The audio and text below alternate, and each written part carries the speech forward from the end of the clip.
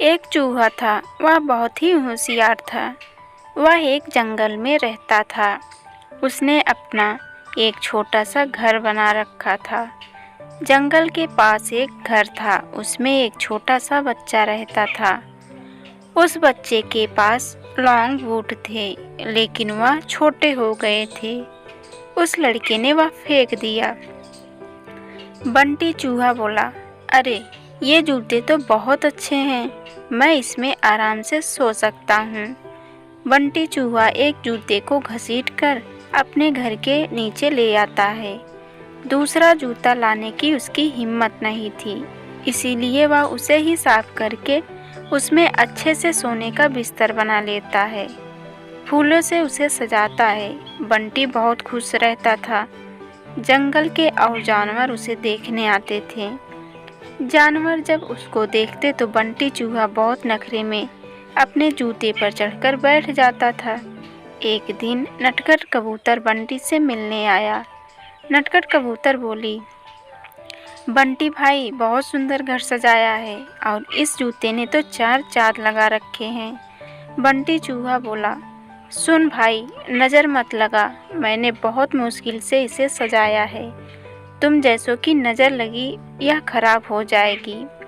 नटखट कबूतर बोला, भाई मैं तो तुम्हें बधाई देने आया था, लेकिन लगता है तुम्हारा घमंड तो 7वें आसमान पर है। बंटी चूहा बोला, मुझे किसी की बधाई की ज़रूरत नहीं है। मैं जानता हूँ तुम सब मुझसे जलते हो, क्योंकि तुम बाहर सर्दी झेलते हो और मैं इस जूते में घुसकर आराम से सो जाता हूँ।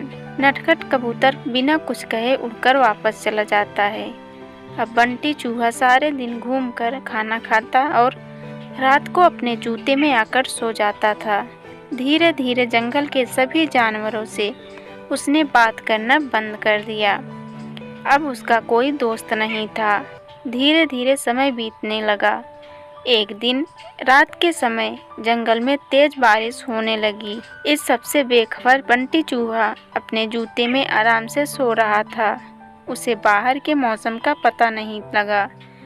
बारिश का पानी बढ़ने लगा। जूते के तले में एक सुराख था, जिससे पानी जूते में भरने लगा। कुछ ही देर में बहुत सारा पानी जूते में भर गया। तभी बंटी चूहे की नींद खुली, लेकिन तब तक बहुत देर हो चुकी थी। पानी बढ़ता ही जा रहा था। उसे लगा कि अब वह मर जाएगा। बंटी चूहा जोर जोर से चिल्लाने लगा, लेकिन बारिश की आवाज़ में किसी ने उसकी आवाज़ नहीं सुनी। बंटी चूहे को अपनी मौत साफ नजर आ रही थी। वह जोर जोर से उछलने लगा। उछलते उछलते वह जूते से बाहर निकलना चाह रहा था, लेकिन जूता इतना लंबा था कि वह बाहर निकल ही नहीं पा रहा था। इधर दूर एक घोंसले में नटखट कबूतर अपने बच्चों के साथ बैठा था। नटखट कबूतर बोला, बच्चों, लगता है किसी की चिल्लाने की आवाज़ आ रही है। कोई मुसीबत में है। उसने बाहर निकल के देखा कि आवाज़ उस जूते में से आ रही थी। वह तुरंत समझ गया कि बंटी चूहा जूते में फंस गया है। नटखट कबूतर बिना देर किए किसी तरह उड़कर वहां पहुंच गई। वह जूते के ऊपर बैठ गया।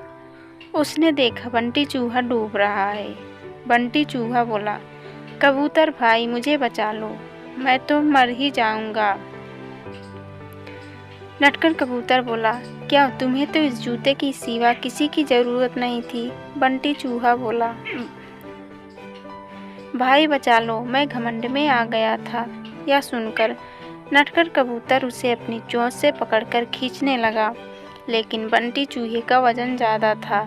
नटखट कबूतर उसका वजन उठा नहीं पा रहा था। नटखट कबूतर बोला, भाई रुको, मैं अभी बाकी जानवरों को बुलाकर लाता हूँ। नटखट कबूतर जंगल में जाता है, लेकिन सभी जानवर बंटी चूहे की मदद के लिए मना कर देते हैं। तभी रास्ते में उसे कौवा मिलता है। वह उसके साथ आ जाता है।